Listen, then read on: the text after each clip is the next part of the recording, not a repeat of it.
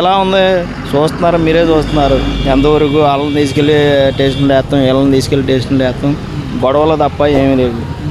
మాకైతే నచ్చలేదన్న. మరి రీసెంట్గా పిల్లలకు సంబంధించి తల్లికి వందనం పడింది కదా, ఏం చెప్తారు? పడ్డాయా మీకు అమౌంట్?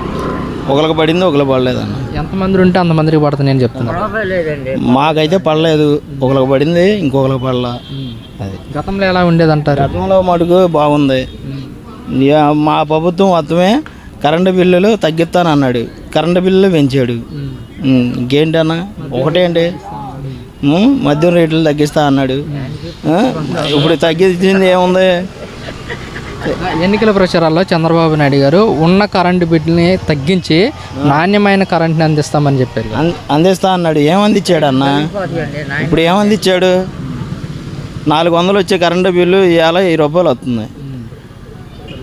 ఇంకా తల్లికి వందనం తీసుకొచ్చే ఇప్పుడు ఈ మా మీద బాధ మాకే ఇచ్చేది. ఇంకా ఆయన ఇచ్చింది ఏముంది? ఇంకా